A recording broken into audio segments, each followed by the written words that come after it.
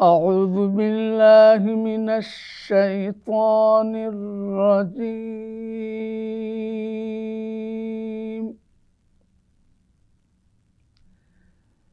بسم الله الرحمن الرحيم.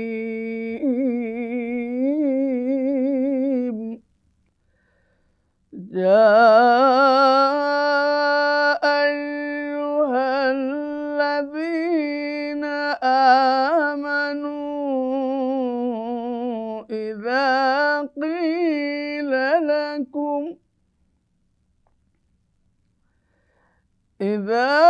قيل لكم تفسحوا في المجالس فافسحوا يفسح الله لكم، وإذا قيل انشزوا فانشزوا يرفع الله،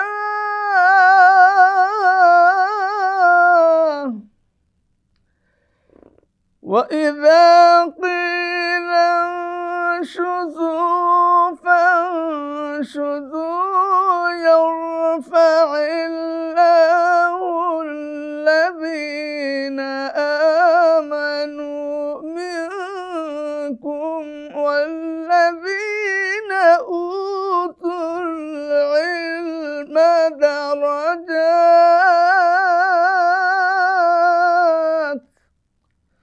والله بما تعملون خبير.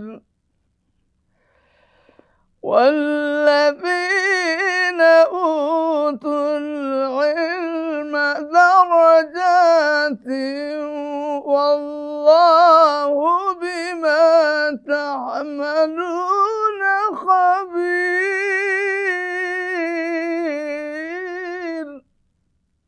والله بما تعملون خبير.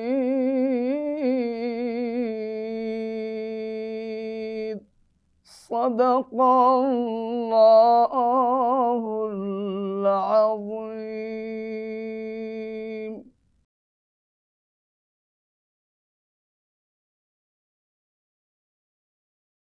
সূরা মুজাদালা আয়াত 11। হে মুমিনগণ, যখন তোমাদিগকে বলা হয় মজলিসে স্থান প্রশস্ত করিয়া দাও, তখন তোমরা স্থান করিয়া দিও, আল্লাহ তোমাদের জন্য স্থান প্রশস্ত করিয়া দেবেন। এবং যখন বলা হয় উঠিয়া যাও, তোমরা উঠিয়া যাইও। তোমাদের মধ্যে যাহারা ঈমান আনিয়াছে এবং যাহাদিগকে জ্ঞান দান করা হইয়াছে, আল্লাহ তাহাদিগকে মর্যাদায় উন্নত করিবেন। তোমরা যাহা করো, আল্লাহ সে সম্পর্কে সবিশেষ অবহিত।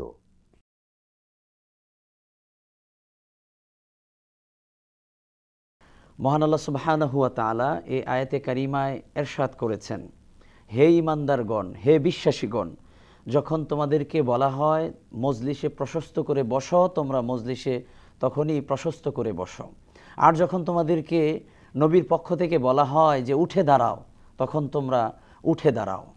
আর আল্লাহ সুবহানাহু ওয়া তাআলা যাদেরকে জ্ঞান দিয়েছেন, তোমরা যারা ঈমান এনেছো এবং আল্লাহর পক্ষ থেকে যারা জ্ঞান প্রাপ্ত হয়েছো, নিঃসন্দেহে আল্লাহ তাআলা তোমাদেরকে সম্মানিত করেছেন।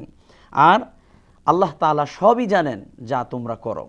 এই আয়াতে কারিমায় আল্লাহ সুবহানাহু ওয়া তাআলা তিনটি বিষয় আমাদেরকে দিক নির্দেশনা দিয়েছেন। প্রথমত হচ্ছে আল্লাহ সুবহানাহু ওয়া তাআলা মুমিনদেরকে লক্ষ্য করে বললেন, বিশেষ করে এই আয়াতে কারিমা যখন নাজিল হয়, তখন বদরের যুদ্ধের পরে মুসলমানদের সংখ্যা যখন দিন দিন বেড়ে যাচ্ছিল, আল্লাহ রাসূল সাল্লাল্লাহু আলাইহি সাল্লাম মসজিদে নববীতে বসা, সাহাবায়ে কেরাম পাশে নবীর সামনে বসা, নবীজি সাল্লাল্লাহু আলাইহি ওয়াসাল্লাম দিক নির্দেশনামূলক যখন বক্তব্য দিচ্ছিলেন, কোরআন থেকে আল্লাহর পক্ষ থেকে যে আয়াতে কারিমা নাজিল হচ্ছিল, সেই আয়াতগুলো যখন নবীজি শোনাচ্ছিলেন, সাহাবায়ে কেরাম আল্লাহ রসুলের সামনে জড়ো হয়ে বসেছিলেন।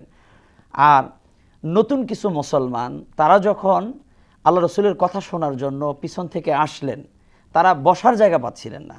আমরা জানি এখন যে মসজিদে নববী, এটা তো একসময় ছোট আকারে ছিল। আল্লাহ রসুলের সামনে সাহাবিরা যখন বসতেন, পিছন দিক থেকে সাহাবিরা এসে বসার জায়গা পেতেন না।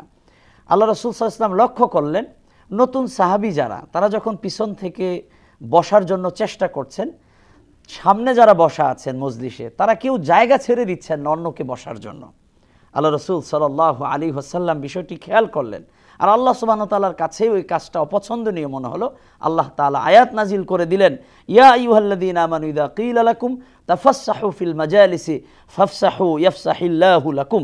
আল্লাহ জানাইয়া দিলেন, হে ঈমানদারগণ, তোমাদেরকে যখন বলা হয় যে তোমরা প্রশস্ত হয়ে বসো, তখনই প্রশস্ত হয়ে বসবে, আর এটা যদি করো আল্লাহ তোমাদের সম্মানকে আরো বাড়ায় দিবেন, আল্লাহ তোমাদেরকে প্রশস্ত করে দিবেন। দ্বিতীয় আয়াত, এই আয়াতের দ্বিতীয়াংশ আল্লাহ বললেন, ওইদা কিলান সুজু ফান সুজু। আল্লাহ বললেন, যখন আল্লাহ রসুল তোমাদেরকে বলেন উঠে দাঁড়াও, তথা আল্লাহ রসুল সাহাবীদেরকে বলছিলেন যে তোমরা একটু পিছন দিক থেকে যারা এসেছে তাদেরকে একটু জায়গা করে দাও। সাহাবা একরাম তারা কিন্তু জায়গা দিচ্ছিলেন না অন্যজনকে।